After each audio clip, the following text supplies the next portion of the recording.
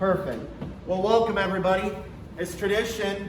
We always say the Pledge of Allegiance before we get started here. So if we can have everybody rise, the flag's right here, and we'll state the pledge. I pledge allegiance to the flag of the United States of America and to the republic for which it stands, one nation, under God, indivisible, with liberty and justice for all. Fantastic. Have a seat. Call this meeting to order. And to kick things off here, meeting minutes for April were posted on the website, maybe a day or two after the meeting, so hopefully everybody's had a chance to check it out. Do we have a motion to accept the meeting minutes as posted on the website? So moved. Okay. Second. And I heard a second. All in favor? Aye. Anybody opposed? Me. Uh-oh. He's filling in for Jim. Yes. Yeah, that's right, yep. All right. Cool. Minutes approved. Rich, treasurer's report. Okay. We had a little activity last month, so we got something to report anyway. Right now in the general fund we have $2,528.95. In our membership we have $507.79. That gives us a total of $3,036.74. In our general fund we got checks cashed, so it went down from last month. Jeff cashed his check for all the work that he did on the repeaters and stuff. And Bob Rooney's got a check for $339.20 for the Hammond Day books. We also had a deposit of $170 there, so that kind of took a little bit of that. And in the membership, we had a debit of $162 from the United States Post Office box. And we transferred $24.15 from the paid down membership into our membership. So that's where we stand right now. Cool. Awesome. Thanks, Rich. All right. Motion to accept the treasurer's report is read. Okay. I heard a second. All in favor? Aye. Anybody opposed? Yeah, and somebody has to be a token who says it. Yep, I get it. It doesn't count. Cool. All right, treasurer's report approved is read. Thank you, and thank you, Rich. Announcements here. Bob, VE, Hammond Day. Next VE test session will be the 5th of June at the Hudsonville Hamfest at 10 a.m. Then the second weekend of July will be our normal VE testing, and the second weekend in August will be Hammond Day. Awesome. Cool. Thank you, Bob. Jeff. I saw Jeff in here. Eat and education training. All right, well, education training sessions are back on. We'll be meeting here at 7 p.m. Tuesday, May 25th. We're going to continue on with the Understanding Modern Electronics series, and afterwards, we're going to explore using one of these or similar little RTL SDRs that many of you may have and may not know what to do with them. We're going to use one of these, an SDR Sharp, to very accurately set the transmit levels for VHF packet ops, such as like we use with WinLink and VHF packet, DPS, APRS, and the ISS digitator. So if, for all of you who are interested in that, please come and check it out. Also, if you have one of these, set up a portable with a laptop with that, and bring it along. And if you have a packet station, and you want to know where to set my levels, bring that along too, and we'll go through this and help you get it all set up. That's so cool. Jeff, I just want to acknowledge you real quick. Thank you for all that you do with education and training. I know that the past year has been rough, and we really haven't been able to do anything, but I want to thank you for keeping everybody on their toes and having people share their projects on our reflector and everything. And from what I've seen on the reflector, it looks like that went very well. So it's good to see that everybody still was involved doing stuff and making things and building stuff and all that. So fantastic. Jeff, thank you so much. Is Tom? Yes. Is Tom KC8UER here? No, but I can fill you in. Go ahead, Kim. That seems to be going well. We definitely can use some more net controllers, so folks, please step forward. Thompson has to do it every week, or we do it once in a while, but could use a few more net control stations, so please volunteer. Okay. That's for the Monday night. Not for Friday night. No problem. Okay. Awesome. Thank you, Kim, for that report here, and I'll give mine here. The I'll do that. TGIF net meets Friday nights at 7 o'clock on the 06 repeater. That net is going over very well. We're getting around the same amount of check-ins as we do for our Monday night nets. So we're averaging upper teens, low 20s for that net. So that net is going over very well. And again, just kind of some background for those that don't know. The TGIF net started about a year ago during the lockdowns. And I figured it would be a good idea to run a Friday night net just to check in with people, see how everybody's doing, how everybody's holding out, see if there was like a specific need. Maybe somebody needed toilet paper or milk and couldn't find any of that stuff. I need ammo. Yeah, or that too. And maybe somebody had a lead on something and they could share that. So,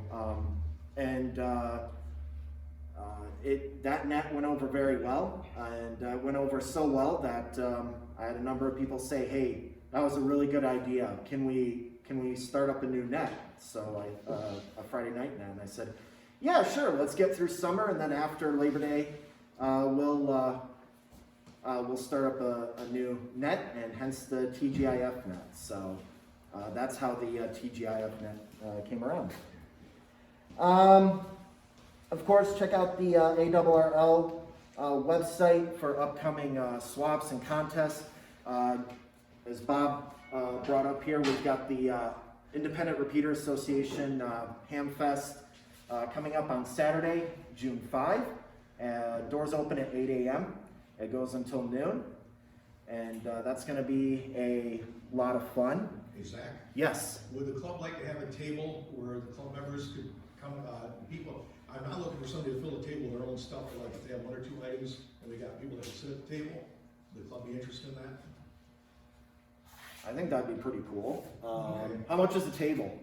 It's $10, and I'll contact the person who takes care of the tables. Okay. Yep. That'd be you, Sounds like we can get a discount. We'll take care of it. So who would like to be there? Is there somebody who'd like to be there at 8 o'clock to start hosting the table? 'Cause I'll be there at 8. Okay, well, we need somebody just to start there, like say for 1 hour shifts to keep an eye on it. And you rotate among yourself, whoever has stuff there. And if you leave off equipment, and you don't volunteer for doing any time, then we give the stuff away. Cool. Alrighty, yeah, thank you, Tom. And I'll be there too, but I might be helping out with the Skywarn table, possibly. So we'll see how that goes. Let's see. Talked about that. Talked about the swap. I think we're good on announcements. Does anybody have any announcements that they'd like to make at this time? Well, I have some updates about the library. Okay, please. So, we've done some programs at Holland District Library, they went over pretty well.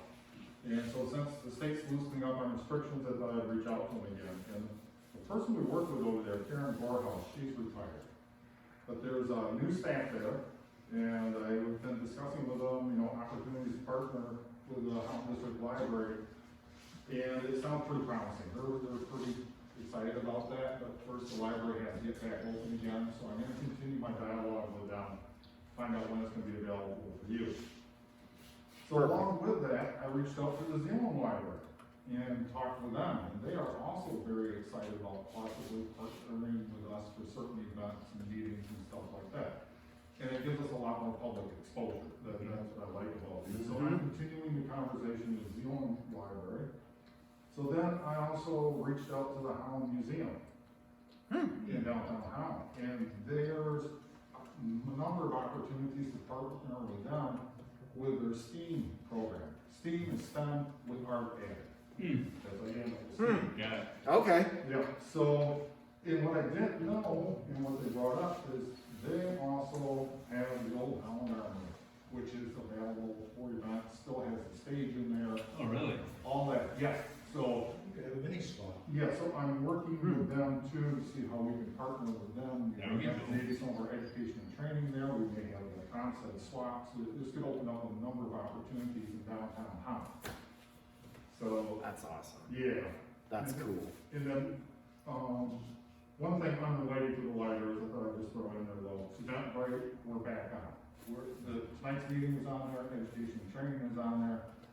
If you search Eventbrite, you may have to turn off the, virtual filter and select in person or local, and then everything will show up. But, there's not a whole lot there, but we're back.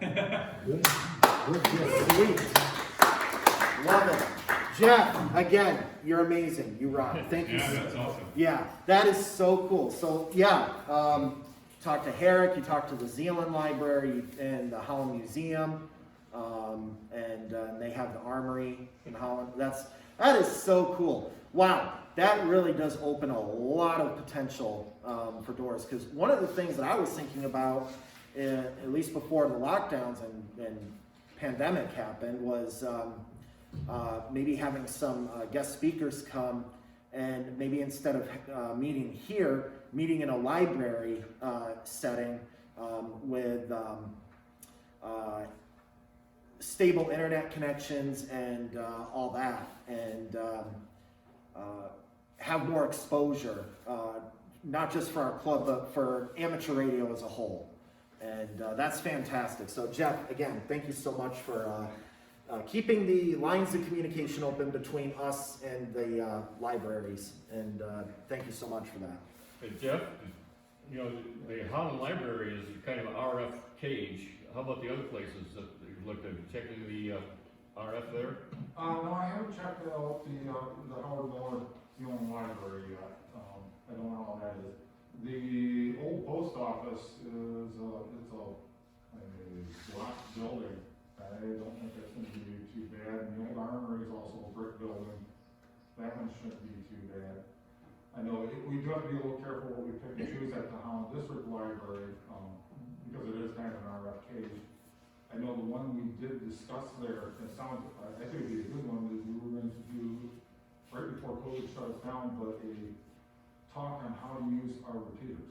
And that would be perfect, because even though it's an RF cage, we can hit the repeaters very well on that, so. Yeah. And one of the things at the Holland Museum that came up, is the Holland Museum that focuses on Dutch history, and I brought up that we have a number of different radios and technologies that we can contract the Netherlands. And so kids may find this interesting in their STEM program, or in one of their electronics modules or something like that, that maybe some of us could come in and show off some of our newer technology and make some contacts. Oh, that would be cool. Now that would be really cool. Awesome. Cool. Yeah, we definitely want to keep that open. Keep all these options open. So like I said, it's great exposure, not just for our club, but for amateur radio and the hobby as a whole. So that's, Jeff, you got some good talking points there. Absolutely. So let's definitely keep that open. Any other announcements? Zach?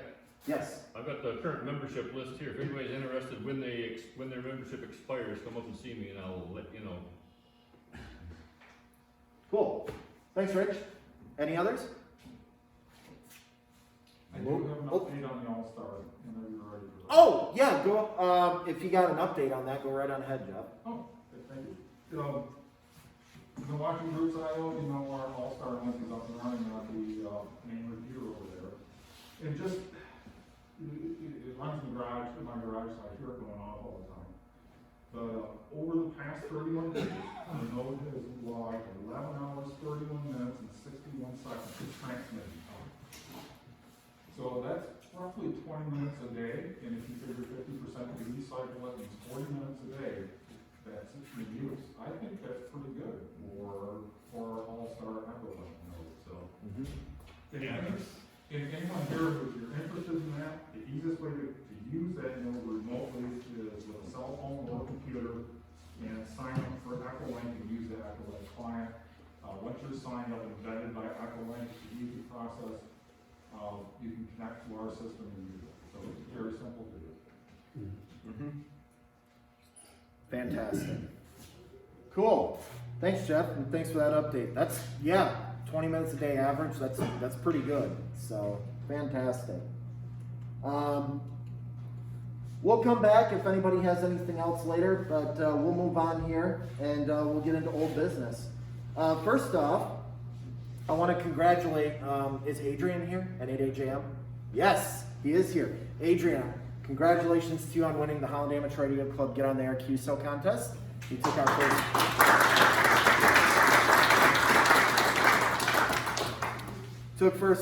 first place, and he opted to get the Amazon gift card, so that has been delivered. And since he's a new ham, he also had his club dues taken care of for another year, so which is awesome. So he's set for a while, and I also want to congratulate. Is Jacob here? W8MTV. Okay, cool. Congratulations to Jacob. I know, and I don't think Jada is here. No. She's not here. Okay. Well, Jacob, W8MTV, and Jacob and Jada, KD8PCX. They took second. Jada took second place in the contest, and Jacob came in third. And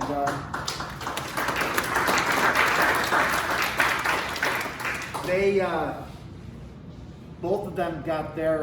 Well, for Jada, Jada actually was not a HARC member. Now she is, thanks to Jared. He covered sponsored the hams, new hams, who have been licensed under a year, to have their the top three and have their memberships paid for Holland, the Holland Amateur Radio Club. So congratulations to Adrian, Jada, and Jacob, and yeah, that's really awesome. We also had a lot of participants this go around in the contest. I don't remember the exact number. Probably pull it up here real quick. Let's see, 1, 2, 3, 4, 5, 6. We had 7 people participate. At least 7 people that actually sent me a log. So that's really awesome. And like I was saying to Jared before the meeting started, one of the things that I'm going to do is we're going to run this contest again. I don't know when, but we're gonna at the very least make it an annual thing. Maybe we can do a biannual contest as well, but we'll see. I think March was the way to go because when I ran this contest in June last year, there was a ton of other contests going on, and I think those other contests overshadowed the Get on the Air QSO contest. So March was definitely a good time to run this contest. So lastly, to finish out this contest, I just want to thank everybody who participated, and not just the people who participated, but also the people who helped spread the word about this contest.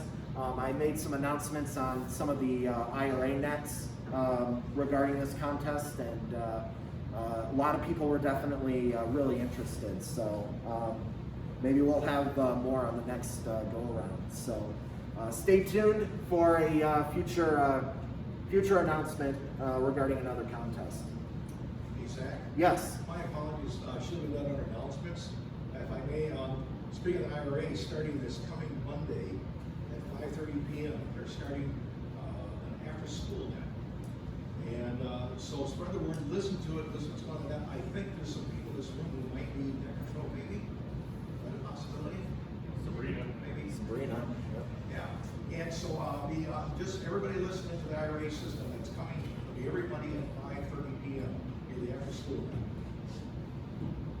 Which is really cool. I had a great conversation with Tom Beller today about it. So that's so cool. So that's gonna be fun. I cannot wait to listen to that next. That's gonna be a lot of fun. Thank you, Tom, and thanks for that announcement. Back to old business here. Jared, let's get you up for field day. We'll talk about field day now.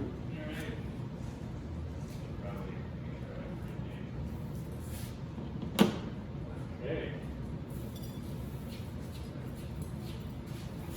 Jared Llewellyn, Vice President. So also Field Day Chairman. So Field Day is running from June 26th at 1800 UTC to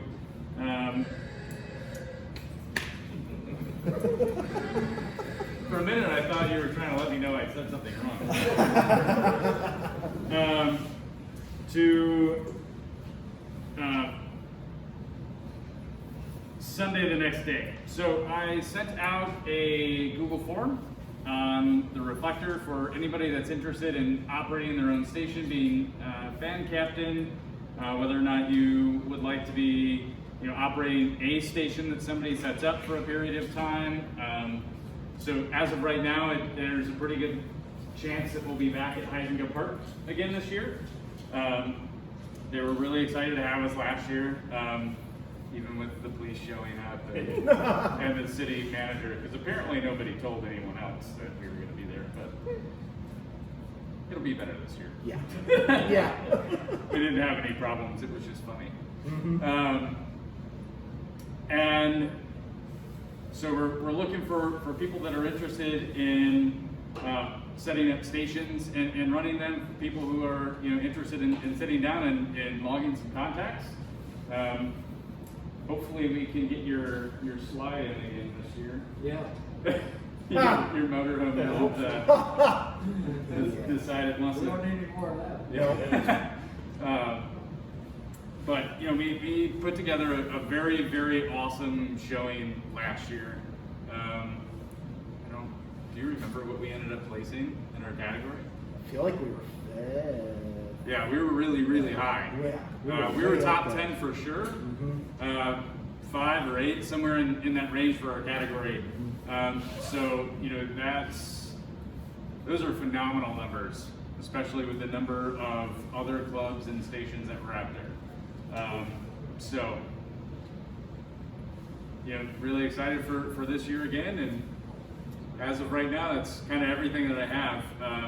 As people fill out the interest form, I'll kind of be going through and contacting different people, and we'll kind of run it in a similar fashion of last year, depending on the number of stations we have. I'll draw things out on Google Earth, and so we can make sure that we stay within the boundaries. Yeah, Cool. that's it. Cool. About 4 weeks? About 4 weeks? 6 weeks. 6, yeah. Math, art, engineer. So, yeah, like I said, really excited again for this coming year, and glad we could all do this together. So, Cool. Thank you. Thanks. Does anybody have any questions for Jared? Oh yeah, I guess I just said it. Yes. Downtown, or where is Heisinga Park? Off Chicago Drive, where like 96th is. So it's basically right over there, west on Chicago Drive, like a half a mile from 96. Behind Heisinga Ready Mix. Yeah, that too. It's also right behind the Foundry Church. Cool. Anything else? The frequencies we covered 40, 20, 15. We did 10 last year. No, you didn't do 10. 80. We did 160 last year. Or did they do? We were 15. Yeah. Okay. So lots of opportunity for HF contacts if you're not familiar, and there's more than enough operators that have done this a lot of times to be able to run people through the sequence. So it should be pretty cool. So. Okay. Cool. Wow, you guys were easy on me. Cool. And actually, I was talking to Jared about this yesterday. Last week, I got a phone call from Dick, N8NIF. Dick is a Saturn, a Salvation Army emergency team radio network member. And he reached out to me, and he actually offered to have the Salvation Army comms vehicle, the COW as it's been called, come up to our field-based site. And it's a really, for those of you that haven't seen it, it is a slick vehicle. Tom, do you want to share a little bit about that vehicle? I don't know much about it, other than it's Well, the really vehicle cool. came from Channel 13, it was their satellite truck, and it was really interesting. About 2 or 3 years ago, I was talking to Saturn guys, they're looking for a communications vehicle. About 3 weeks later, I went to the Channel 8, or Channel 13's chief engineer, and I asked him for a van with a mascot. He goes, no, I threw 2 of those away 2 months ago. Sorry, Tom, you're too late. He says, hey, how about a satellite truck?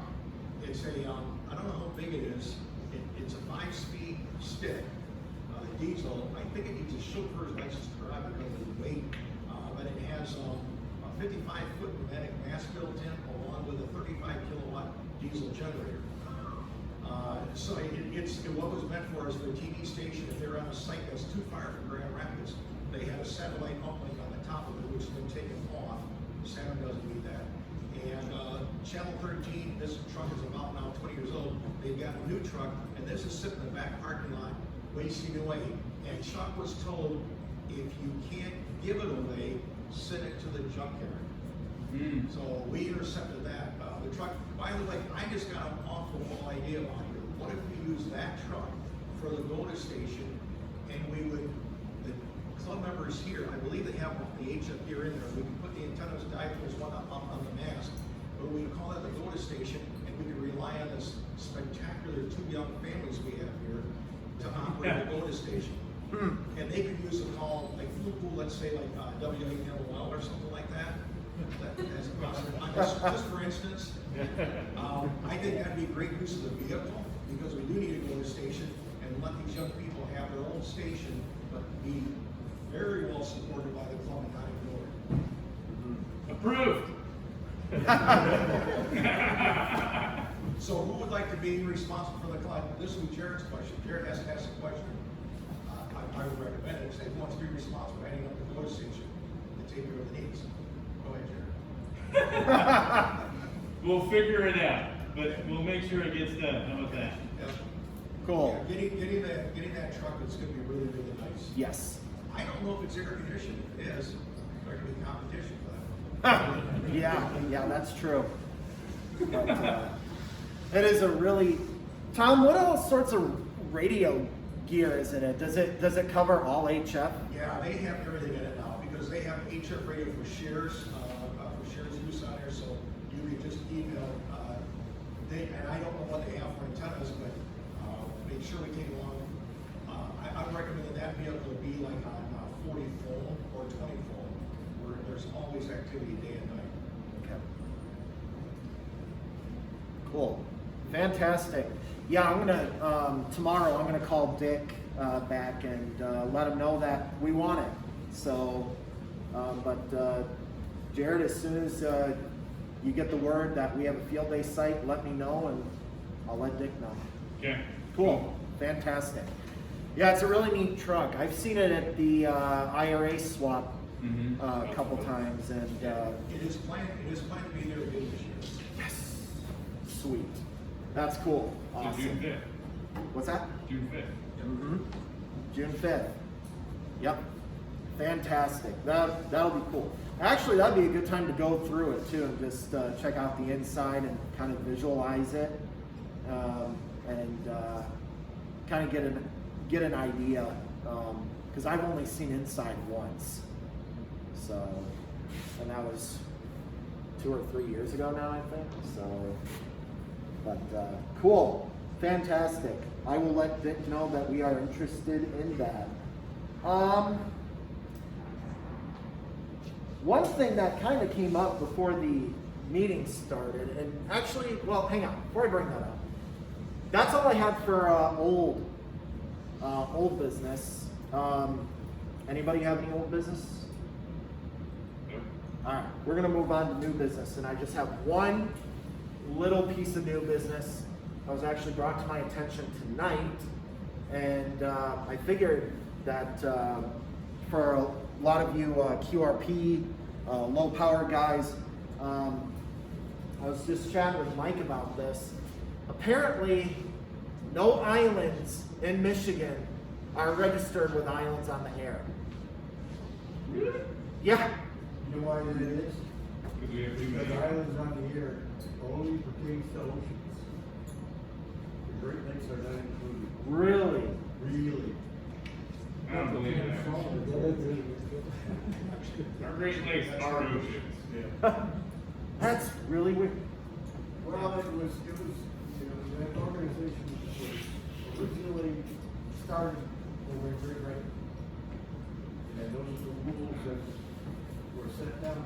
Because I looked for things like, Beaver Island and stuff like that. What's wrong here? And I forget how I found out that, islands that are in the middle of lakes or on rivers don't count. They have to be attached to salt water. So those islands like off the coast of Georgia, those count. Huh. Interesting. Okay. Well, Mike, I think that answers that question then. Well, so actually, just quickly Googling, there is a U.S. Islands Yep. There is a US Awards island. program that's separate from Island on the Air, but yeah, apparently they do the U.S. Islands special event June 12th to June 20th. Oh, interesting. So Okay. might be a little soon if you were trying to do the Drummond thing, but still be neat. Yeah, definitely. Huh. Okay. Phil, thanks for that info. I actually did not realize that that was the prerequisite for Islands on the Air. It has to be an ocean island. So that's actually really good to know. I thought it was any island, which is why I found that really baffling. But that would make sense why none of the Great Lakes Islands are iota. So, okay. Well, in that case, that kind of nullifies what I was about to say, but nonetheless, it is really good to know. It was good to know. Yep, absolutely. But I actually was not aware of U.S. What is it, Jared? U.S. Was it- Islands on the Air. U.S. Islands on the Air. I was not aware of them, so that's good to know. That's not a offshoot of IOTA, is it? No. Is it? It's its It's own. its own entity in the same way that Winter Field Day is its the offshoot of ARRL. Okay, cool, fantastic. Thanks, Jared. Thanks for looking that up. Well, that's all I had for new business. Just that little item on the fly there. Does anybody have any new business that they want to bring up? Okay. Does anybody have any announcements, old business, new business, that they would like to bring up? Okay. Well, before we close here real quick, I brought my Windows computer back, and last month's meeting I kind of went over a brief overview of WinLink, and again I apologize, that was a really rushed presentation, and I kind of would love to show you guys WinLink in action. So I brought my HT back, and I got my computer with me. So what I can do, and this won't be very long, this will take like 5 minutes, but I figured I can show you guys WinLink, but since there's a lot of new people here tonight, something that I think would be good is just to have a good conversation and just kind of have a nice social time. A lot of us haven't seen each other in a really long time, and it would be really good to catch up with people, just to say hi and all that stuff. So So this will take only like 5 minutes. We'll take like a 10-minute break and go from there. Next month for June's meeting, I'm going to give a kind of a primer presentation on remote operation. What I mean by remote is I'm sitting here at this table controlling my radio at home at my QTH. So that's what I mean by remote. So that will be the topic presentation for June's club meeting. So with that, before I close the meeting here and we take our 10-minute break, we normally go around the room and everybody just announces who they are, your name and call sign. And so we'll go ahead and do that. And we'll start in the back corner over here. Rob, NRA today. Christina, KJ8FID. Linda, KE8RJQ. Paul, KE8LYO. Bruce, W8YXY. Jim, WAEGR. Kim, NHKAL. Bob, K8RJD. Dave, WA8RSA. Gary, W8TL. Bob, KE8RJS. John, KD8UAB. Chuck, KD8THX. Chris, K8JS. Tom, K828. Joe, K8HOP. Thank you, Tom. Matt, W8MOL. Jay, N8ROM. Joshua, KE8RTK. Sam, W8HJM. Christina, Carolina, Jacob, NEJCM. Maria, KE8TTY. Sabrina, WS8EMT. Jacob, W8MTD. Adrian, N8AJM. I think it goes. KADI. Jared Llewellyn, KE8GBF, and Hamdog. Bob Smith, M4WLT. Phil, K8PVH. Mike, K8OWM. Bob, K8AEG. Rich, W8MTI. Caitlin, KD9NRB. And I'm Zach, KE8BSM, and I want to thank Caitlin for taking minutes tonight for the meeting. Thank you, Caitlin. Secretary of the meeting. Yes. In the making. Cool. Let's take like a 10 to 13 minute break. We'll come back and I'll show you guys Win Link in action, and we'll catch you guys in a few minutes.